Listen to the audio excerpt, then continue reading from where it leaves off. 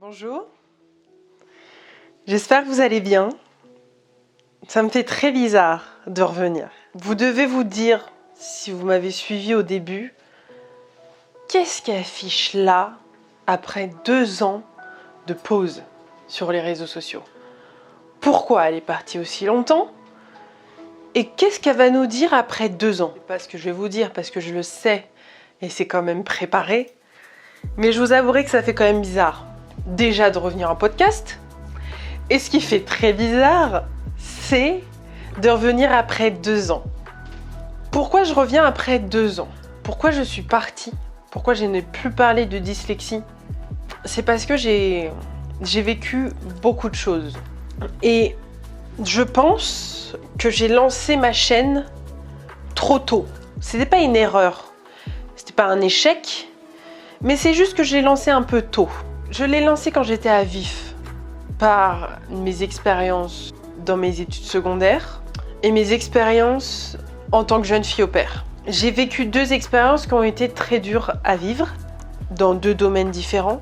Et j'avais envie de parler, j'avais envie de communiquer, j'avais envie de vous livrer les choses qui m'ont aidée, parce que je me suis dit, si j'aide les autres, je m'aide moi. Donc je pensais déjà aux autres avant de penser à moi. Et à ce que j'avais besoin et pourquoi je le faisais. Et donc du coup, c'est pour ça qu'à un moment, je me suis dit, non en fait. Non, faut que t'arrêtes parce que déjà t'es pas en alignement avec toi. Alors tes valeurs, oui, mais pas avec toi-même. Pas avec ce que t'as envie profondément. Et du coup, j'ai préféré faire une pause. Mais déjà, la première chose qui aurait pu être une raison valable, c'est déjà parce que j'ai commencé à vivre avec mon conjoint, que j'ai commencé un travail où je n'avais jamais travaillé. J'ai commencé le métier de vendeuse que je ne connaissais pas et je n'avais pas d'expérience. Je suis rentrée dans une région que je ne connaissais pas. Je vis avec mon copain et on était 3 ans en relation à distance, donc je ne savais pas ce que c'était de vivre avec quelqu'un. Donc je sortais trop de ma zone de confort et j'avais besoin de me sentir confortable dans ma vie pour pouvoir vous aider ensuite. Et après, je me suis posé la question. Et je me suis dit, mais comment tu as envie de les aider? Qu'est-ce que tu as envie de faire? Parce que parler de la dyslexie, oui, mais j'ai pas envie d'être spécialisée avec ça. J'ai pas envie de mettre cette étiquette-là sur moi. J'ai envie que la dyslexie soit un outil pour vous aider, pour vous dire je suis dyslexique, je suis passée par là et je vais faire ça. Mais ça veut pas dire que je connais toutes les réponses. Ça veut pas dire que je suis professionnelle, ça veut pas dire que je suis spécialisée. Ça veut pas dire que si vous m'envoyez un mail que j'ai reçu tous les mails et je les ai tous lus, je les ai tous vus. Mais je me suis sentie complètement dépassée parce qu'on me disait oui Tiana, est-ce que tu peux me répondre sur cette question parce que j'ai ça comme aménagement, mais je sais pas comment faire ça. Et là est arrivé le sentiment de frustration. Le sentiment de frustration parce que moi, ce que j'ai envie de faire sur Terre, c'est d'aider les autres. Mais je me suis sentie pas capable de vous aider parce que je n'avais pas assez d'informations sur le sujet. Donc, au cours de l'année, je me suis dit, si tu reviens sur les réseaux sociaux, si tu reviens et que tu réouvres ta chaîne, il faut que tu t'informes sur la dyslexie, sur les choses qui pourront aider les autres. J'ai acheté 2 livres. Je les avouerai, je les ai jamais ouverts. Parce que je n'avais pas l'envie. Et pourquoi j'avais pas l'envie? C'est tout simplement parce que je pense que je n'ai pas à être spécialiste. Et c'est pas mon domaine et c'est pas ce que j'ai envie de faire. Ce que j'ai envie de faire, c'est d'utiliser la dyslexie comme pour vous dire, moi j'ai fait ça. Comme ça.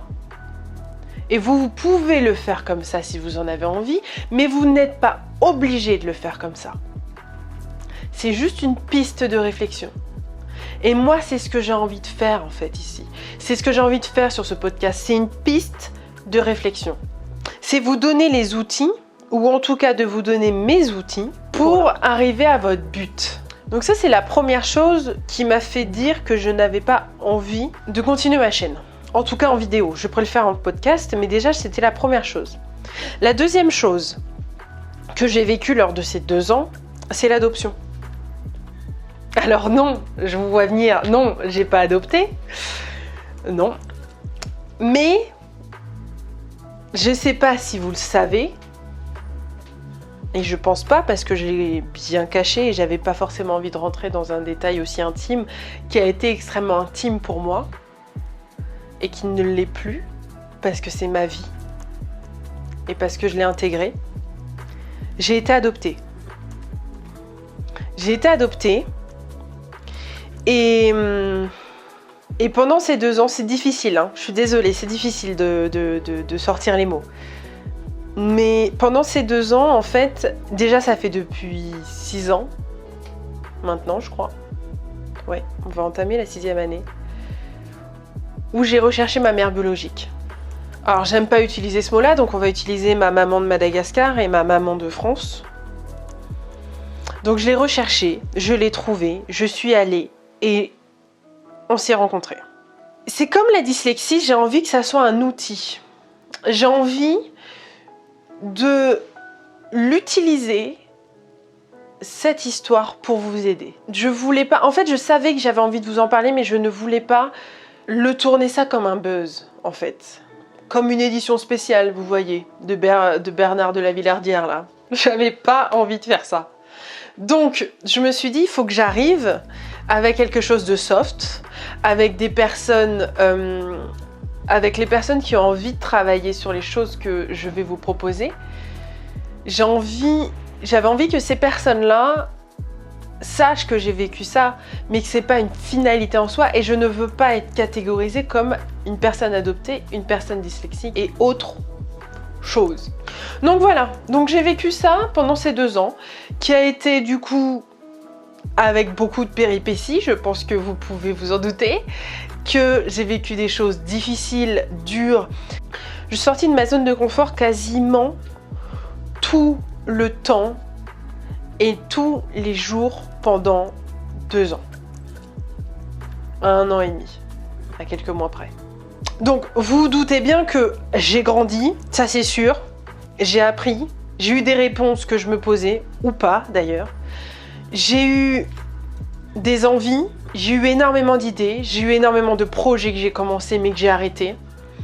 Mais la seule chose que je me suis pas posée réellement comme question, c'est qu'est-ce qui me plaît, qu'est-ce qui sont fondamentales pour moi et qu'est-ce que j'ai envie d'accomplir sur cette terre. J'ai découvert le développement personnel parce que pendant longtemps, je me suis oubliée. Pendant très longtemps, je me suis oubliée. Trop longtemps d'ailleurs. Et le développement personnel, ça a été une révélation.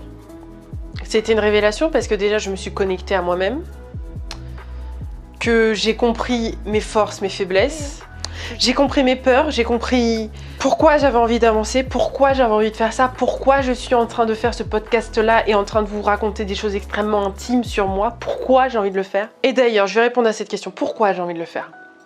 J'ai envie de le faire, j'ai envie de faire partie de la mission d'aider les femmes. J'ai envie d'un monde où les hommes et les femmes sont égaux. Oui. Mais pas égaux juste en termes de salaire.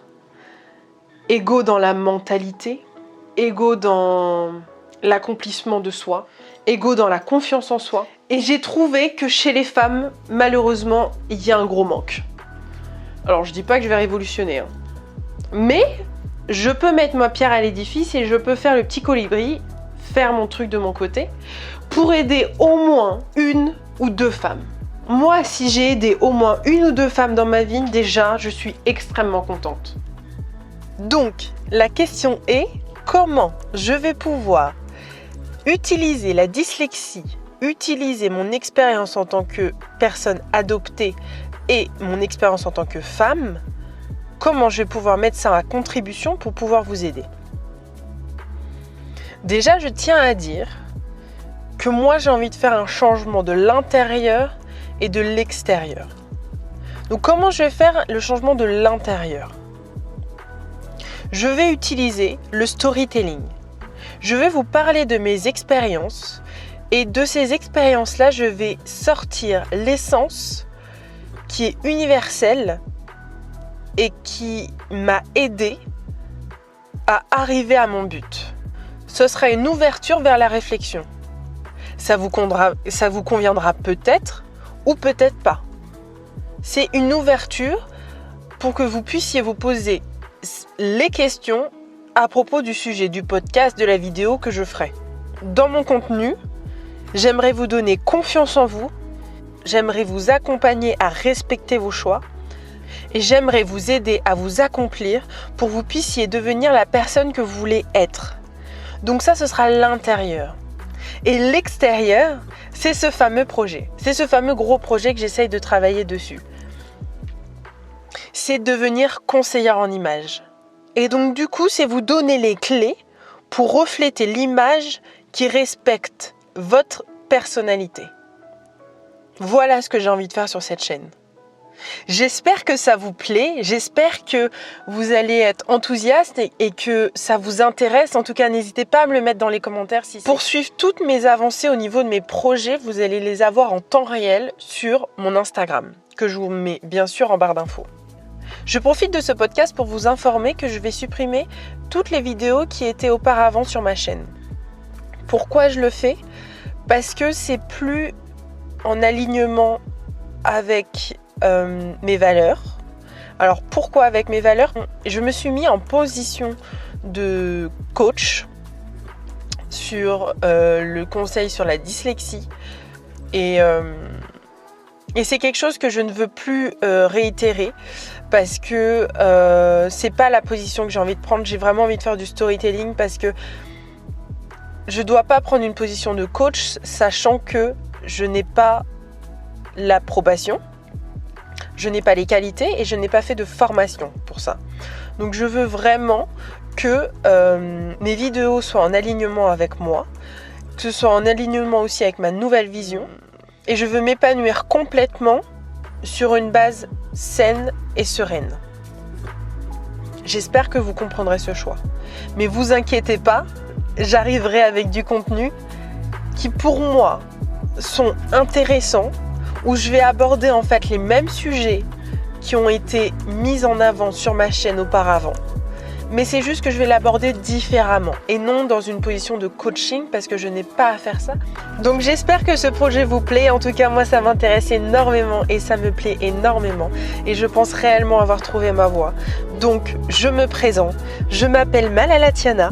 Je suis là pour extraire l'essence de mon histoire pour vous transmettre mes connaissances. Ma mission de vie est d'aider les femmes à se sentir belles, heureuses et accomplies.